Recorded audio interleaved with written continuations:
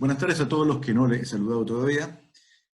Bueno, de todas maneras, no todos, yo no conozco a todos ni me conocen todos, así que bueno, yo soy uno de los tres integrantes de Punto Norte, de Rehabilitación Punto Norte. Bueno, esto que es ya algunos nos conocemos hace bastante tiempo y hemos tenido más de una charla. Bueno, para hablar hoy de rehabilitación respiratoria, sabemos que la rehabilitación, casi todos ustedes que ya hace rato que han ingresado acá, saben que la rehabilitación respiratoria no consiste en una serie de movimientos respiratorios, sino que es bastante más abarcativa. Es multidisciplinaria y abarca algunos puntos. Estos son los puntos esenciales. El entrenamiento de la persona, que es lo que están haciendo con los profesores, el adecuado uso de la medicación, que lo hace cada uno con su médico, y la información es parte también de nuestra responsabilidad para con el tratamiento de ustedes en la rehabilitación respiratoria. Esa información en la rehabilitación se centra en lo que tiene que ver con la prevención de las enfermedades o bueno, prevención del agravamiento de la enfermedad, como la prevención de esas exacerbaciones de la enfermedad, información sobre la medicación en cuanto al uso, en cuanto a la correcta utilización, sobre todo aquellos que usan dispositivos inhalatorios y demás. Y en cuanto a la enfermedad también, saber, pero que ustedes puedan saber exactamente en qué consiste la enfermedad que padecen y bueno, qué se puede esperar de ella, son elementos muy importantes como para que puedan ustedes manejarse. Lo que no se puede hablar de enfermedad, bueno, perdón, acá es una serie de charlas que hemos planteado que íbamos a ir tomando. No sé si lo vamos a hacer muy probablemente no sea en este orden, pero bueno, también van a surgir charlas que dependan de la inquietud de ustedes, pero básicamente la anatomía y el funcionamiento del aparato respiratorio, que es lo que conversaríamos hoy, el conocimiento básico de las enfermedades, algo de eso vamos a charlar, las bases de rehabilitación respiratoria, qué no es rehabilitación respiratoria, es un tema que nos preocupa bastante a nosotros porque saben que emprender este camino de la rehabilitación respiratoria nos ha costado muchísimo porque hay mucha cosa que no es rehabilitación respiratoria, pero que se confunde o se malinterpreta y bueno, y ahí tenemos después los problemas de coberturas y cosas por el estilo. Bueno, una serie de cosas, de exacerbación de la prevención, medicaciones, utilización, oxigenoterapia, todas estas cosas las vamos a ir charlando a lo largo del año en las diferentes sesiones. Bueno, hoy nos toca la base de la anatomía del aparato respiratorio, un poco para todo el mundo hablar correctamente de las cosas. De acá, hablamos del aparato respiratorio, todo el mundo piensa en el pulmón como el aparato respiratorio, pero el pulmón es una parte del aparato respiratorio, y el aparato respiratorio en sí tiene la caja torácica con su musculatura y estructura ósea fundamental, la vía aérea, que es la gran vía aérea, alta, y la pequeña vía aérea, el pulmón, que tiene aparte los alvéolos y los vasos sanguíneos. Y todo eso constituye el aparato respiratorio. Y problemas en cada una de estas estructuras puede cada uno de estas problemas cada una de estas instancias puede tener problemas que desarrollan diferentes tipos de enfermedades. Entonces, ¿cuáles son las funciones del aparato respiratorio? El aparato respiratorio tiene una función de conducción, que eso se lleva a cabo a través de la vía aérea, una función de bomba, que es lo que hace que el aire entre y salga del aparato respiratorio, y la hematosis, que es menos conocida, que significa ese intercambio gaseoso que se produce entre la sangre y el aire renovado que entra a los pulmones. Entonces vamos a ir repasando más o menos las cosas. Hay unas fotos que son muy, muy lindas. Acá tenemos la parte, esta diapositiva es como para mirar la parte alta. Acá, no sé si ven la flecha, creo que sí. Bueno, la cavidad nasal, a veces uno no la toma, pero la cavidad nasal, según muchas personas, es la parte del aparato respiratorio donde uno puede acceder con el dedo. Así que es la única. Pero bueno, la cavidad nasal es parte del aparato respiratorio. La cavidad bucal Acá está la epiglotis, que es un pequeño cartílago y musculatura que nos ayuda a tragar correctamente, que no se vayan las cosas de un lado para el otro. Y después viene la vía aérea, que es la tráquea. Muchas veces la gente confunde lo que es faringe con laringe. Faringe es la parte de la cavidad oral, va hacia... faringolaringe, digamos, la parte de la faringe va para el lado digestivo, la laringe es una estructura exclusivamente respiratoria. Cuando uno tiene laringitis es cuando no tiene voz, cuando tiene disfonía, por ejemplo.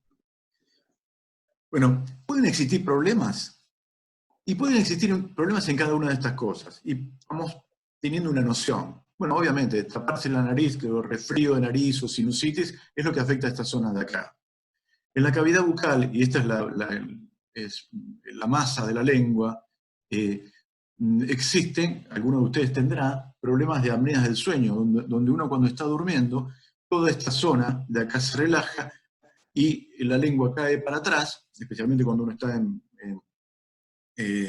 boca arriba, cae para atrás y obtura y cierra este conducto que pasa el aire. Eso produce en ciertos momentos ronquidos por la vibración y en ciertos momentos hasta se puede tapar completamente y deja de respirar, con los consiguientes puertas puesto en alarma de todo el cuerpo y el estrés que significa eso para el organismo, ¿no?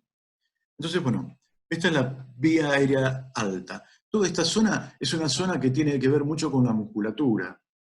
No es una estructura armada, sino tiene cartílago y musculatura. Y la musculatura cuando se relaja puede producir ese tipo de cosas. Me voy a la lengua. Bueno, acá, Me voy a hacer... en este esquema, la inspiración y la expiración. La inspiración, el aire entra por la nariz, pero bueno, mayormente por la nariz, y esto se hace para que el pulmón se expanda, y el diafragma es el músculo que, haciendo de émbolo, como si uno abriera una jeringa, hace que el aire penetre. Cuando uno exhala, simplemente el diafragma no hace fuerza para el otro lado, sino se relaja, deja de hacer tracción, y la elasticidad del pulmón hace que el aire salga. Eso es, digamos, simplemente para ejemplificar lo que es la función de bomba respiratoria. Ahora, cuando hablamos del aparato respiratorio nos olvidamos de esto. Esta es la caja torácica. Esta caja torácica es fundamental para que se puedan ampliar esos músculos respiratorios. Los músculos respiratorios no son solamente el diafragma que estarían en este sector de acá, sino que también están los músculos intercostales y algunos que tiran también la parte de arriba de las costillas superiores, incluso en la base del cuello se puede ver, que son músculos también respiratorios, accesorios de respiratorio. La parte más importante es el diafragma. Pero por supuesto, si uno tiene quebrado o mal formada esta caja, ya la posición de los músculos es incorrecta y por lo tanto la función de émbolo no se lleva a cabo correctamente. Acá vamos a pegar una pequeña vueltita al tórax. Ven que la columna también forma parte del tórax, obviamente. ¿Sí? Y bueno, la indemnidad de esta estructura es importante, como para que todo pueda funcionar en lo que es la bomba muscular. A los problemas. Entonces, ¿hay gente que puede tener problemas del aparato respiratorio con los pulmones normales? Sí, por supuesto. ¿Y quiénes? Aquellos que tengan un defecto importante de esta caja, una escoliosis importante, una deformación de la caja torácica, la ausencia de costillas, pero también aquellos que tienen problemas musculares, donde de golpe el diafragma no funciona correctamente o tiene una debilidad importante, y también estos pacientes van a tener problemas respiratorios aún con pulmones normales. Es decir, para tener en cuenta que el problema respiratorio no es solamente el pulmón. Acá tenemos una visión como de la vía aérea, de la conducción. Acá está posicionado en la tráquea, uno está mirando la tráquea desde adentro con un endoscopio, con un broncoscopio, y podemos ir avanzando como cuando hacen una endoscopía. Vamos a ver, esa sería la acá se divide la tráquea en dos partes. A ver cómo sigue. Esta parte de acá está dividiendo un bronquio del otro y uno puede meterse con el broncoscopio y ver. Y esta es la estructura más o menos que vería una persona con la endoscopía. Aquí está la vía aérea. Esto es la forma de la conducción. Acá, a través de esta ruta, es donde va a distribuirse el aire. Y este es un esquema donde se ve que la tráquea es una de las estructuras más grandes de la vía aérea, que después se va dividiendo y a su vez todos se van dividiendo hasta 23 veces, ¿no? Como dice acá. Cada bronquio es un poco más chiquito y todo lo que es la estructura de la tráquea y los bronquios principales tienen un cartílago que los rodea casi totalmente, pero que mantiene la estructura abierta. Y a medida que se va llegando cada vez más al fondo, los cartílagos se van haciendo menos presentes hasta desaparecer. Entonces la estructura se torna más colapsable. Acá tenemos un diagrama del pulmón donde no se están viendo los alvéolos. De este diagrama pulmonar se ve la tráquea acá, se ven los pulmones, pero después vamos a ver uno donde van a ver bien cómo están los alvéolos. Esta es parte del tubo digestivo que salió en esta diapositiva. Yo no la tomé, pero no sé cómo la han hecho, estaba muy buena. Y vamos a dar una vuelta también a lo que es el sistema respiratorio en las vías de conducción. Opa. Que vamos para arriba. Por acá. Ahí está. Sí. Bueno, no hay mucha diferencia por delante y por atrás. En la parte respiratoria lo que uno puede ver, y lo ve en las radiografías, es ese sector de acá que parece que no hubiera nada, o que en la radiografía se ve blanco, y esa es la zona del corazón. Que mucha gente se asusta, y es justamente el corazón que está ocupando ese lugar. Por eso el pulmón izquierdo es un poco menor que el pulmón derecho en su tamaño. Esto que vemos acá es del lado izquierdo de la pantalla. Ustedes pueden ver todo lo que es bronquial y bronquiolar. Todo, acá no hay alvéolos, y acá es todo estructura bronquial. Si miramos el lado derecho de la pantalla, ya le sumamos lo que es la arteria pulmonar, que está en rojo, y las venas pulmonares. Cómo se van entrelazando para llegar finalmente a poder tener un contacto tal que se pueda producir el intercambio de gas entre la sangre y los pulmones. ¿Y pueden existir problemas acá? Y sí. Por supuesto que cualquier obstrucción en la vía aérea, en la tráquea, como puede ser tumores con cierta frecuencia, alteraciones de la estructura como dilatación de estas, inflamaciones como la bronquitis, todo esto produce, en los chicos la bronquiolitis más frecuentemente, son alteraciones de este sector del pulmón, es decir, el árbol bronquial, en su sitio más proximal o en la zona más distal. Y también puede haber problemas del otro lado, porque las estructuras también arteriales y venosas del pulmón también cumplen su función, por eso están. Entonces, bueno, problemas como aumentos de presión a nivel del circuito pulmonar es una patología, la hipertensión pulmonar.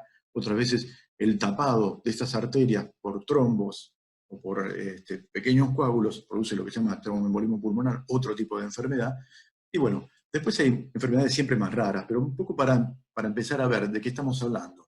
Cuando hablamos de una embolia de pulmón, es una cosa que va a la parte vascular del pulmón, no está afectando el bronquio en forma directa, pero sí altera toda la estructura. No contaba con este cosa. Bueno, seguimos con... Bueno, si nos centramos... A ver, no sé cómo apagar esto. Bueno, parece que se quedó. Si nos centramos, vamos un poquito más distalmente, vamos a encontrarnos que los bronquios terminan en lo que se llaman los bronquiolos respiratorios, es que se llena, se aproxima tanto y forman los sacos alveolares y todos los alvéolos alrededor. ¿Ya? Estamos en el parénquima pulmonar, en el pulmón propiamente dicho. Si queremos, va para arriba. Entonces, este es un diagrama, una estructura. Ya terminamos, es el final de la parte conductiva del pulmón para llegar a la parte alveolar. Esto, si ustedes recuerdan, acá sí se ve acá sí se ve el pulmón y ya no podemos ver, se ve el alvéolo, ya está toda esta misma imagen que teníamos antes, donde se veía mucho más transparencia. Esta no transparencia es porque estamos viendo el parénquima pulmonar con los alvéolos inclusive. Y recordemos que esto de acá no tiene nada que ver con el pulmón. Esto es un esquema que a mí me gusta bastante, bueno, lo usamos casi todos los neumonólogos. Queremos esquematizar con esto los alvéolos, como si cada una de estas cosas fuese un alvéolo, como un panal de abejas, ¿no? Entonces, una estructura así, simétrica y bastante, por supuesto que es redondeada, no es así de panal, pero nos puede indicar un poco, nos ayuda para pensar cómo se forman los problemas en este nivel. Estos problemas que figuran acá, ¿cómo pueden ser? Si estos alvéolos, por ejemplo, se llenan de líquido, como por falla cardíaca, podemos tener el edema de pulmón, ¿sí? Que sería la expresión de esto, en vez de estar vacío, se llena de líquido por rezago, por rémora cardíaca, y se van acumulando, eso sería edema de pulmón. Si este líquido, en vez de edema de pulmón, si esto se llena, por ejemplo, con pus, con secreciones, con material inflamatorio, tenemos una neumonía. Si estos alvéolos, en vez de estar así, todos perfectitos, empiezan a romperse, y estos tabiques están, y se forman grandes espacios, estamos viendo lo que es el enfisema. Como si uno metiese un dedo en un panal y rompiera varias de las estructuras. Estamos viendo el enfisema. Si estas pequeñas paredes se tornan más gruesas y mucho más ruda, mucho más mucho más engrosado, estamos viendo probablemente lo que es una fibrosis pulmonar, donde cada uno de los alvéolos se encuentra como más encarcerado uno de otro.